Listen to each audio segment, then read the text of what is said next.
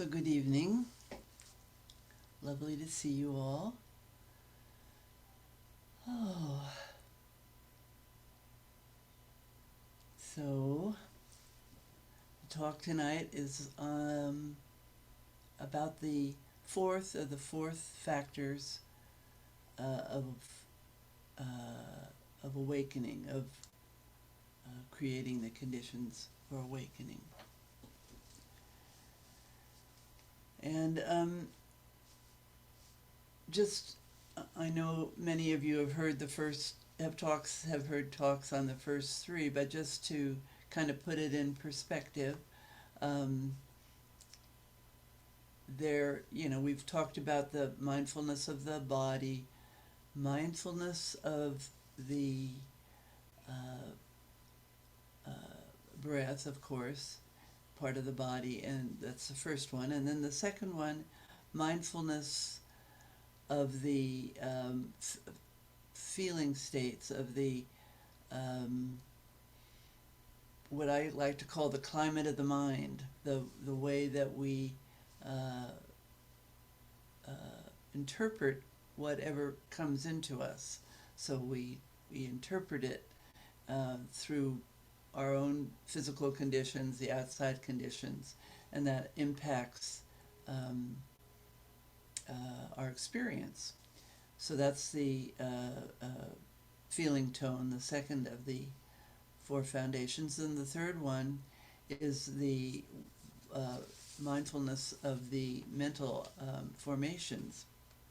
And just going to read you what the teacher, probably the paramount teacher and scholar who's studied this sutta is the Honorable Analayo, the monk, and he has this summary of the third foundation, of the contemplation of the mind. He says, contemplation of the mind inculcates the ability to distinguish clearly between wholesome and unwholesome mental conditions by seeing through the stream of thoughts that occurs at the surface level of the mind and recognizing the actual state of mind that stands behind them. By gradually washing out the grit of unwholesome thoughts, rather than just resorting to brute force, eventually the beauty of the still mind gradually emerges from the furnace of meditation. Progress towards uncovering the gold hidden in the mind requires that one directs mindfulness not only to one's shortcomings, but also to one's virtues, rejoicing in a temporarily liberated condition of the mind. So, there was something else here I wanted to read to you. Let's see if I have it handy. Anyway, the one of the things that Analayo did that's really was pretty remarkable is that he took all the various translations that through the ages throughout Southeast Asia and China, Japan, and read them in the different languages. He's learned and speaks and translates many of these languages, and looked for the commonality because he wanted to see. He's trying to figure out, a lot of things over 2,500 years get changed, and different people who do translating make their own judgments about what should or shouldn't be there. And but he wanted to see where was the commonality through all of them. And in this fourth foundation, which is the contemplation of the Dhammas, which is all these different, he calls the exercises. The only two that were in all versions were the hindrances and the factors of awakening. In other translations, they include up to 6 other things. I mean, 6 things, and some of them have 3 or 4. So, but he feels and come to feel that really the major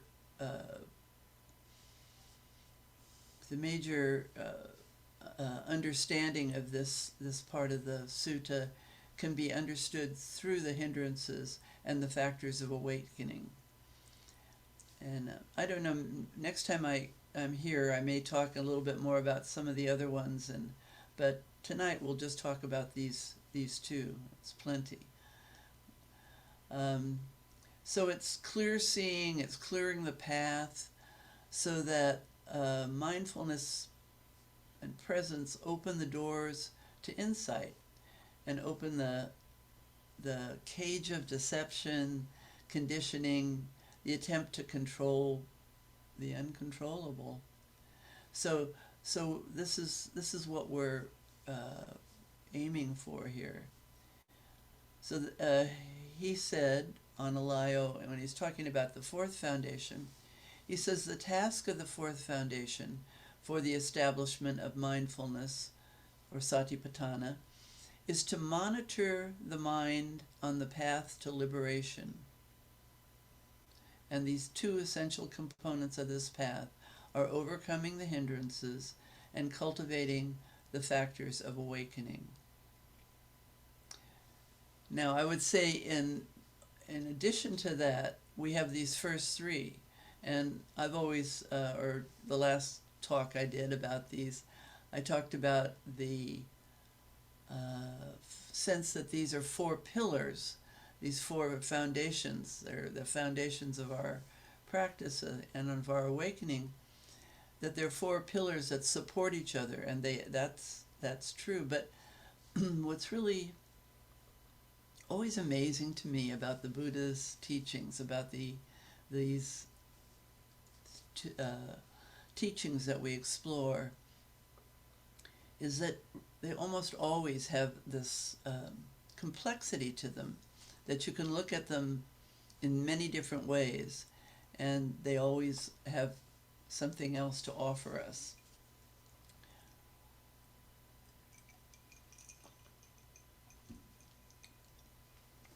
So we can look at them as these 4 equal pillars that support our foundational supports, but they also evolve. So we start out with what's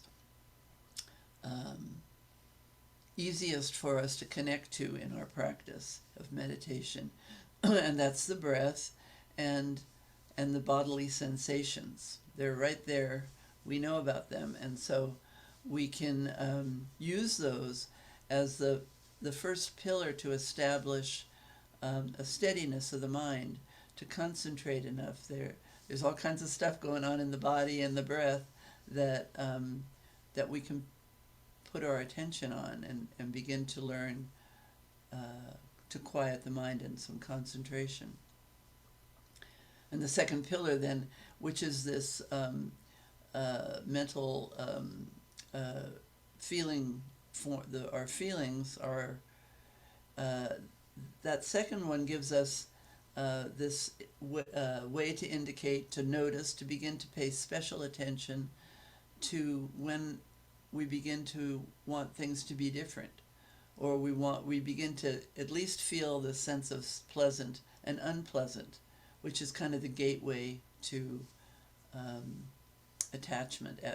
So we can work with it from that very first impulse of pleasant or unpleasant, and then we work with the thoughts and the mind and seeing through, and as he says, behind those surface thoughts, to see what else is there. And my experience with that is that we're working to kind of reverse that, so that the thoughts might still be there, but they're in the background, and we can experience them in the context of this stilling, steadied mind. And then we begin to see, or we can look at it this way at least, we see this all along, the impact We can observe the impact of the hindrances, and we can observe the inspirational qualities of the 7 factors. So that's this cultivation, abiding, contemplating this. So let's talk briefly. I'm not going to talk a lot about these tonight because we really won't have the time. You could take, we've got the 5 hindrances and the 7 factors, and we could take each one of the things on this list and talk about them in great depth. So, but I more want you to get the idea of how they work with each other, or how we work with each other, and how at the point in which we begin to feel this kind of steadiness of mind, we have an increased capacity to see them for what they are and not be easily caught in the hindrances, and we have more opportunity to open to this and be inspired by the 7 factors. So the hindrances, so there's 5 of them, and probably you've all been exposed to them or have heard of them, maybe heard talks on them many times.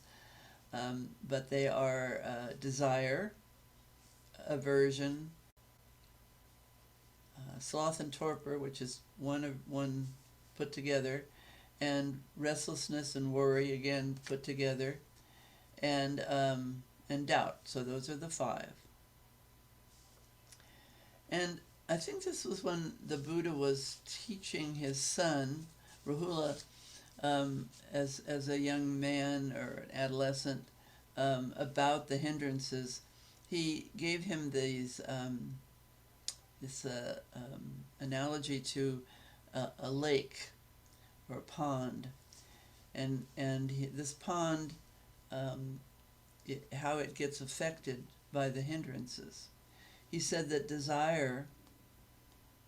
what desire does is that it colors the water of the lake and therefore reduces the clarity.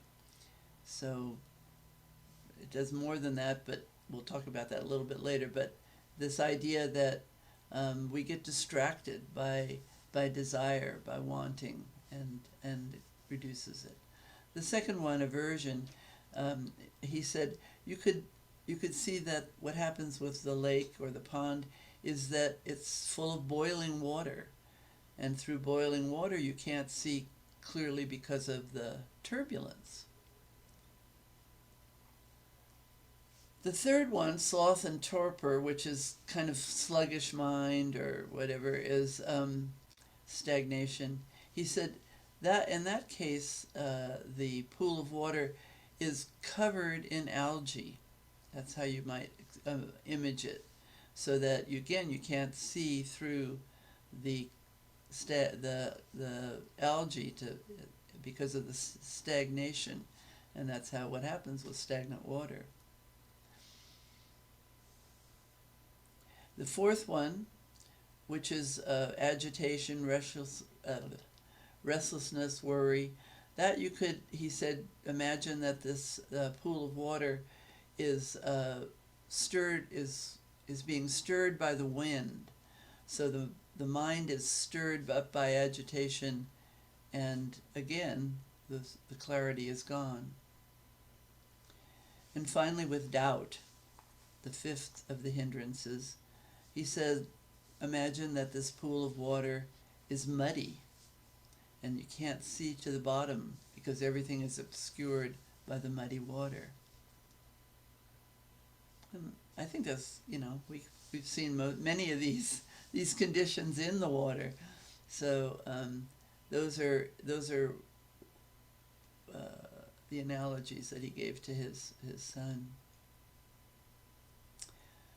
So there's also in Joseph Goldstein's book Mindfulness, which is also a whole book on the Satipatthana Sutta. There's several whole books on this teaching. He talks about the 5 steps to working with the hindrances. And this is what the Buddha taught as well. He said, first of all, you need to recognize when a hindrance is present. So this is where we sit in meditation, and we notice that we feel agitation, or we feel wanting, or we feel not wanting, and so forth. Second one, he said, is to know when the hindrance is not present, when it's absent. What's it like to have a mind that's free of this hindrance? So that's a little more tricky. We kind of take for granted things when they're not around. But to pay attention, what is my mind like right now? What is my experience like right now in meditation or in life, just in general? The third one is to know what conditions underlie the presence or absence of the hindrance. It's maybe trickier still, maybe not. It depends. That sometimes it's very easy to know why you feel agitated, or why you may be hungry, and that's why you're feeling desire for whatever you desire most. But to know that, to get to understand, when I'm tired, when I'm hungry, when I'm distracted, these are things that come up. This is when this hindrance comes up. And then the fourth one is to know the conditions that underlie the removal of the hindrance. So understanding how it is that the hindrance goes away. What's worked for me, or what are conditions that are helpful. So each of these, you could take each of these for any hindrance and practice them for each one at a time for a month, and probably have some interesting experiences. Then, having known all these first 4, the 5th step is to avoid the future arising of the hindrance. So be sure you do take care of your body, take care of your mind, do the things that you've discovered help for the removal or the absence of the arising. So, so just quickly to go through them in a little different way. So this, for me, desire, in some way, desire describes a lot of what all hindrance is, because it's about wanting things to be different, and often it's about wanting more. So that little phrase that I used in the guiding the meditation tonight, and I use it a lot myself, is knowing when enough is enough. And that's not easy, but it's a wonderful practice. This is a David White. He said he has a little poem called Enough. These few words are enough. If not these words, this breath. If not this breath, this sitting here. This opening to life we have refused again and again until now. Until now. So that kind of says it. It's like we get so distracted, or we have all kinds of ideas about what happens if we just let this be enough. Nobody will like us, or we won't get anything done, or I don't know. There's all kinds of things that we'll imagine. but this is enough. And if we just let it be enough, we'll get to see the truth of what is, and the truth of who we are, and the truth of what is. So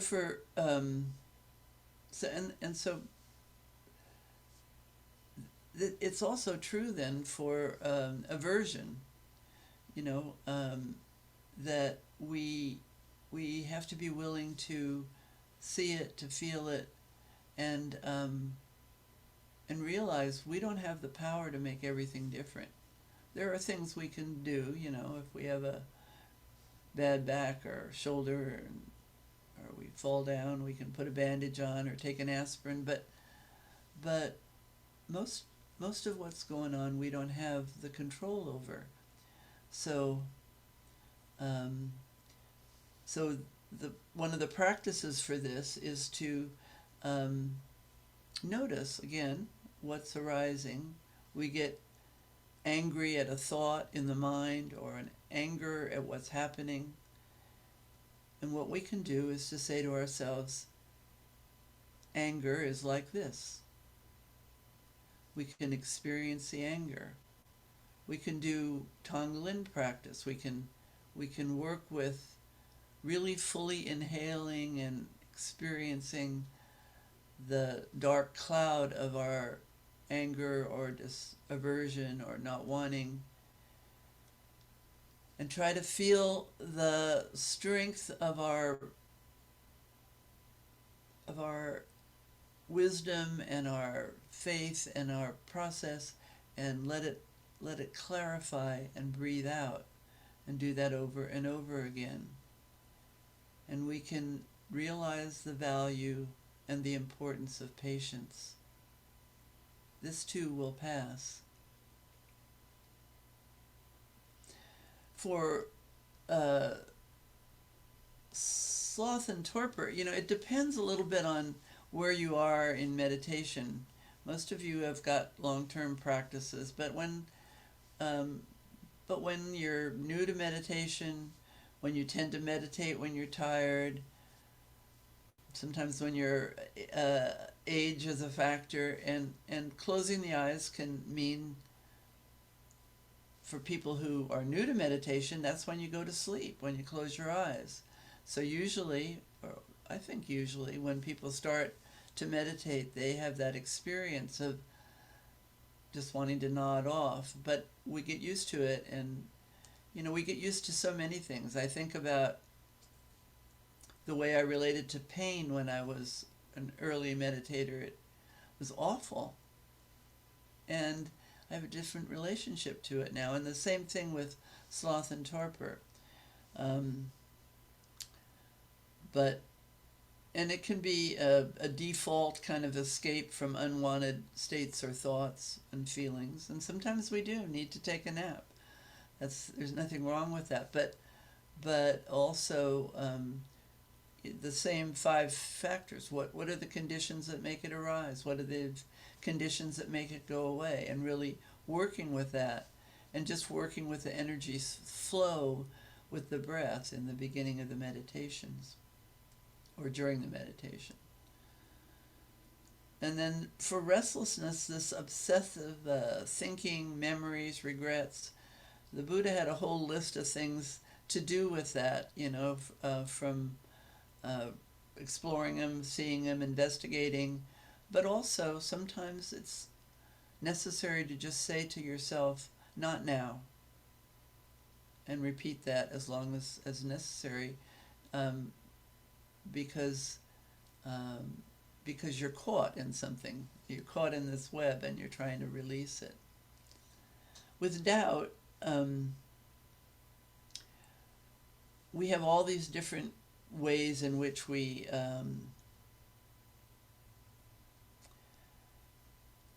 experience doubt, as I kind of briefly said while we were doing the meditation. We say to things come up in our mind like, I'm not doing it right, I'm not up to it, what's the point? And really it represents a lack of discernment. It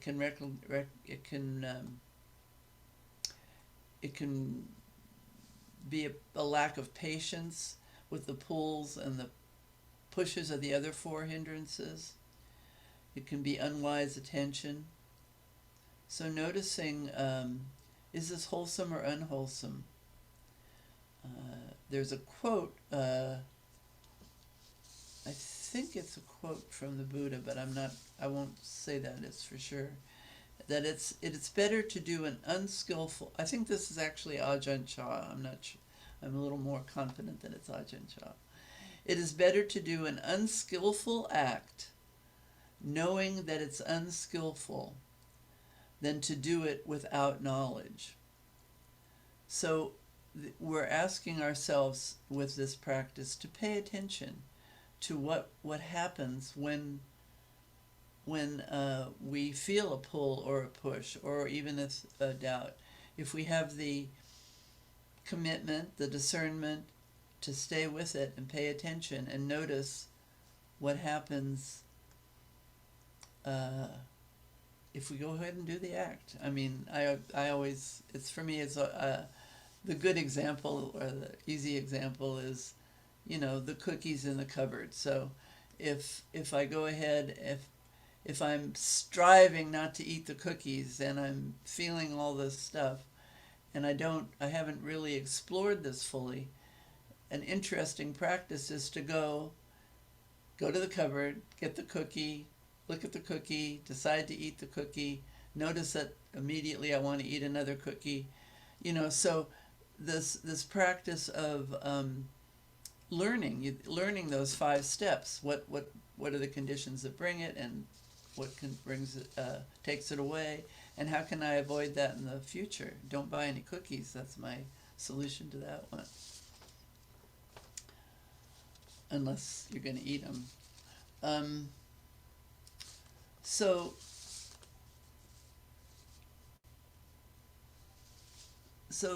how does this work with the factors of awakening, which are going to get short shift here tonight? But they're kind of the counterparts to this whole thing. For example, so I kind of did a little bit of that in the beginning of the meditation, talking about where did I put this? Talking about ways to work with that. So the 7 factors of awakening are mindfulness is the first one, and then investigation, and then energy and or effort. They're kind of a combined thing. Joy is the common translation. It's piti, which is kind of an excited state. Tranquility, concentration, and equanimity, and they flow into each other. So one way to look at it is, as we work with the hindrances and we begin to and do process them in a way that we can clear the way. We're clearing away these obstacles to achieving temporary or permanent state of equanimity or awakeness. So we can see them as that's first, and then the factors of awakening are second. But they really work together. So we're mindful of whatever is arising in meditation or in life, and we notice when it's a hindrance, and we work with the hindrance. We investigate. And sometimes we bring in a kind of effort, a kind of energy, and that effort and energy actually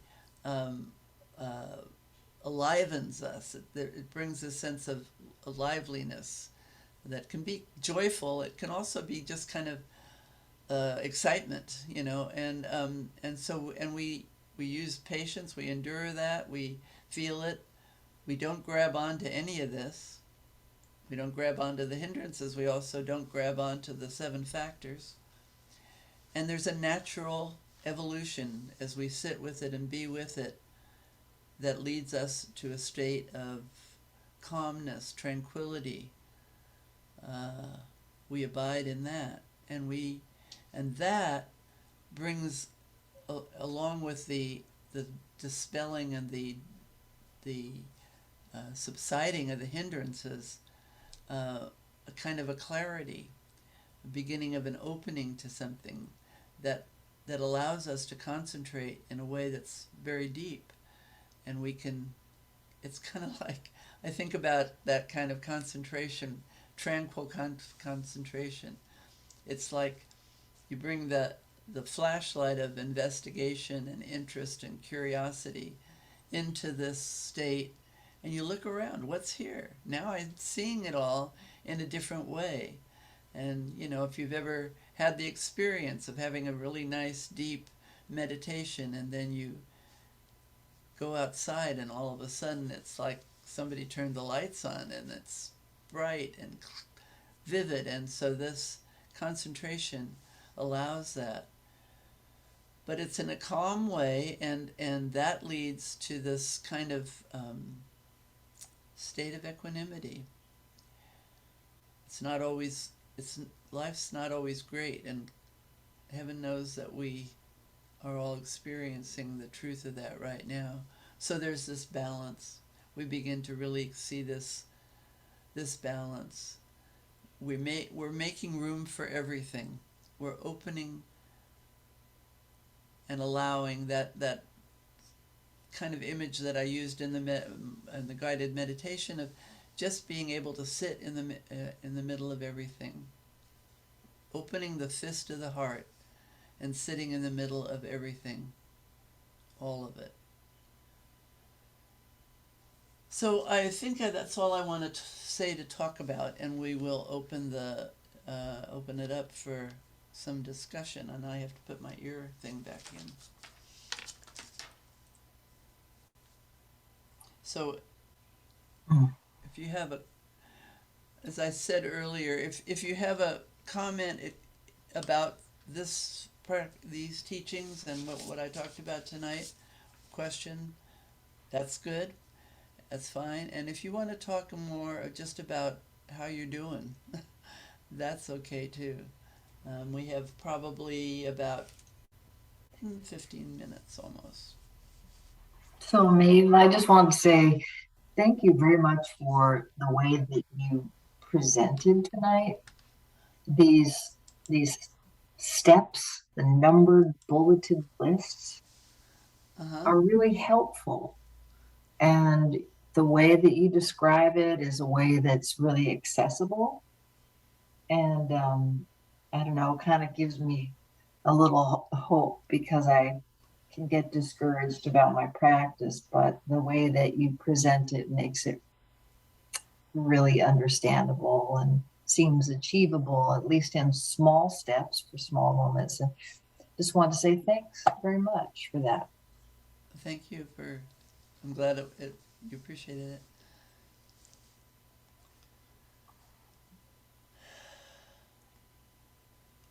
Hi, hey Maeve, it's Marie. Oh, hi, Marie. Hi.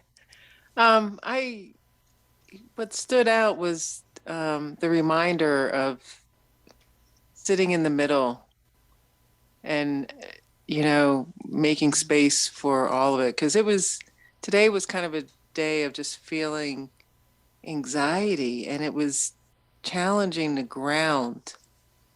Like sometimes it comes Yes. on and I just like I'm challenged to ground it, but to embrace it, to sit and allow even that, is Yes.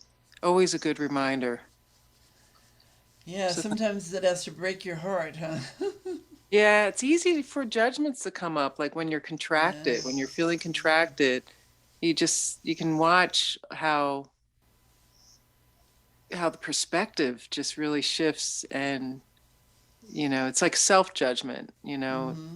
Mm-hmm. and kind of hard on myself that I'm not moving through it, and wiggling out of it, and but just to Mm-hmm. sit with it and maybe even step out of the world for a bit, to Yeah, yeah, exactly. And I don't know if I emphasize this enough, but it's kind of like where when we really work with these in a way that is, as you say, it's almost like stepping back and just observing, you're sitting in the middle of it, and you're that ability to feel it and be with it at the same time as you can feel the movement that however slow it is that it's moving through.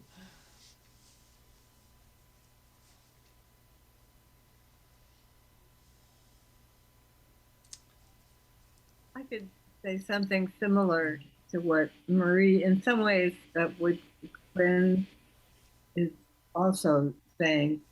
Of course, I mean, I've been practicing off and on for like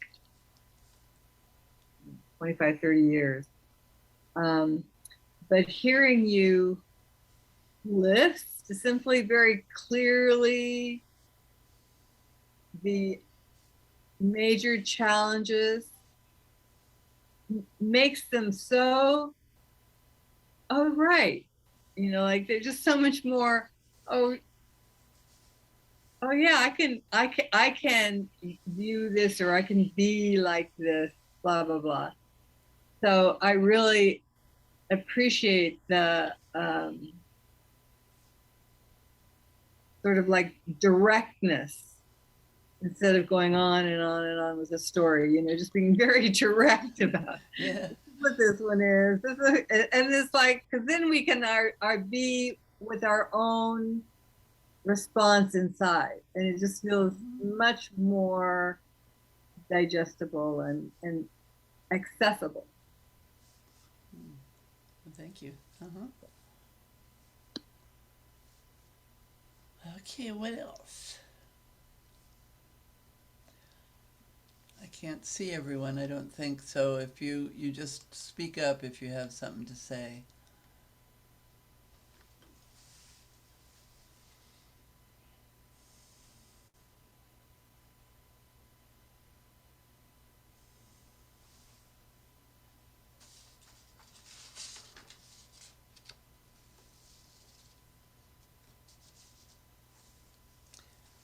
I have a poem I can read.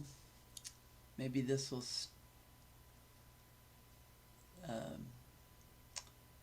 stimulate something for you to talk about. This is a poem by Mark Nepo called Adrift. Everything is beautiful, and I am so sad. This is how the heart makes a duet of wonder and grief. The light spraying through the lace of the fern is as delicate as the fibers of memory forming their web around the knot in my throat. The breeze makes the birds move from branch to branch, as this ache makes me look for those I've lost in the next room, in the next song, in the laughter of the next stranger. In the very center, under it all, what we have that no one can take away, and all that we've lost face each other. I'm going to read that little passage again. In the very center, under it all, what we have that no one can take away, and all that we've lost face each other. It is there that I'm adrift, feeling punctured by the holiness that exists inside everything. I'm so sad, and everything is beautiful.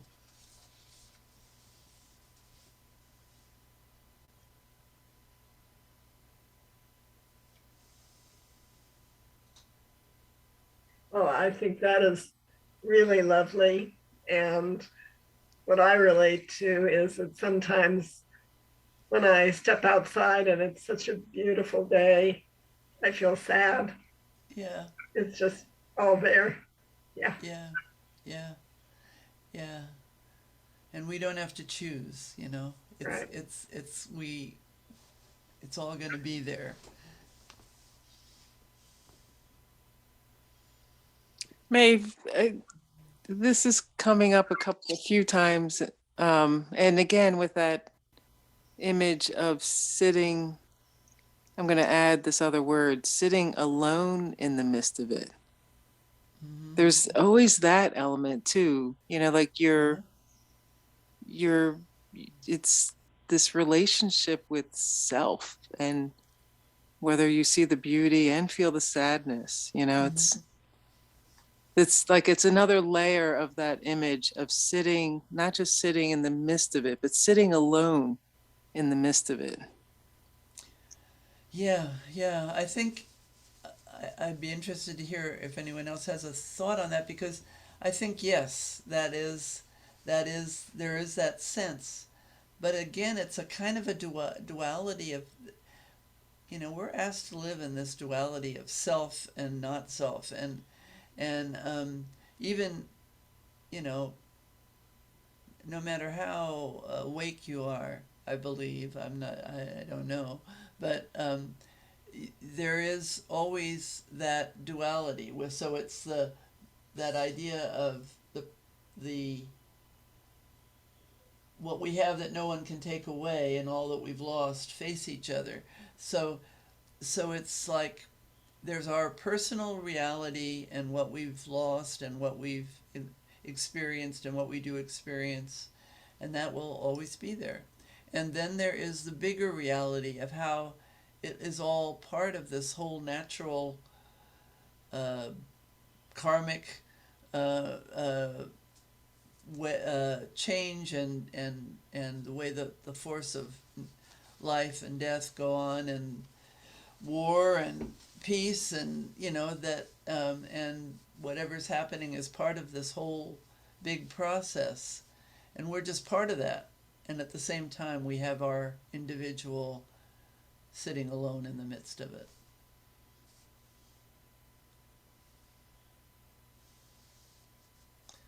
So can we hold both of those things?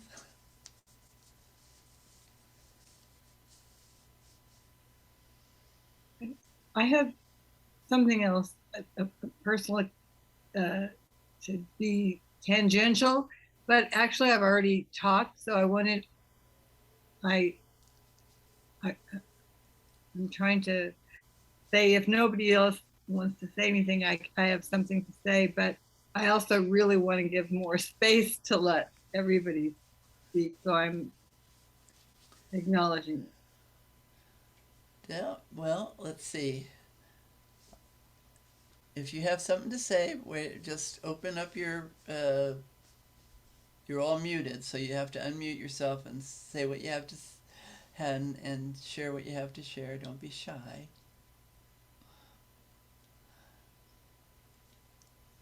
Barbara? Okay.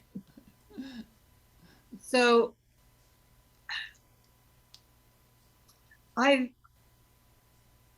one of the things that I felt gratitude with today, of having the Buddhist version, it feels like it allowed me to step away from a personal conundrum that I have been thinking about it psychologically. Should I do this? Should I write a letter? Should I do, you know, did I enough? Oh, I did too much, all this kind of stuff. And I even went to another neighbor and I was like, what is you think? And listening to not the precepts, but I can't think of the right word right now. Whatever the hindrances or the yeah. It was like, it was such a, I can just step away. I don't have to even go into this whole psychological fix it thing. It's like, oh my God, these are the things that arise and are challenged by, you know, being human. And I can acknowledge whatever it is. It's like an element. I don't have to engage it. Yes. I can just go, oh yeah, that's what this is. Yeah, yeah. I You think know, that it's just, that I think that hits the nail on the head. That's what we're, oh, thank you.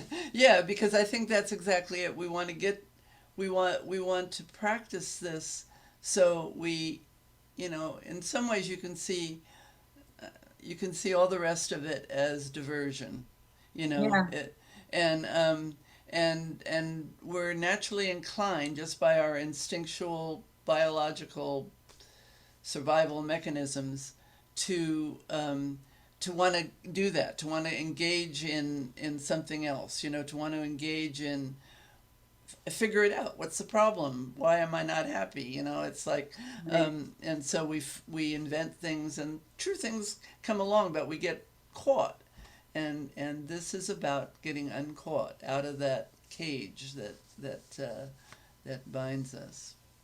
So It's thank you such for a that. relief. I mean, Yeah, it's like, yeah, oh my God. yeah. Okay, so I think what we're going to do now, unless if anybody have any else, yeah, what last chance going once. Okay, I think what we'll do is do a little metta, and then Jen is going to have a couple of announcements to end our evening. So as we begin this metta, so get yourself in a metta pose, relaxed and alert and all that. We're going to be focusing on the heart. And tonight, I don't know if you all know this, but tomorrow, John Travis is going to have surgery. It's reconstructive surgery, and he's happy to be having it, but it's tough. He's been through so much, and this is one more thing. So let's put him right in the middle of our of our metta tonight as we send these wishes. So again, just closing the eyes, feeling this heart center. And what's important with metta, the reason that what it does is it really shows us our interconnection. When we send ourselves loving wishes and caring, it really is connecting us to all the suffering and all the needs and all the fears, plus all the possibilities and the ease in the world. So we send ourselves, first of all, just gratitude that we can all be here, that we're all healthy enough to participate in this group, in the Sangha, with open hearts. And we start with sending ourselves these wishes. May I live with an open heart and an open mind. May whatever blocks or covers my heart or my mind be dissolved, so that through open-heartedness and open-mindedness I may achieve true happiness. May I be healthy and strong in my mind and in my body. May I have peace and ease and the things I need in my life. May I be safe and protected from inner and outer harm. And may I awaken and be freed from suffering. And as we send these wishes out from our own personal beings, let's direct them to John, and wishing that he may have strength and know that he is cared for and loved, and that he is wished health and well-being and peace and awakening also.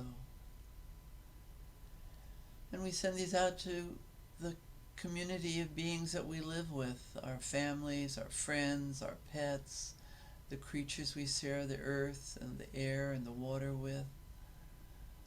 We send these out to all the people that we know and don't know in our community and in the larger community of beings all around this earth.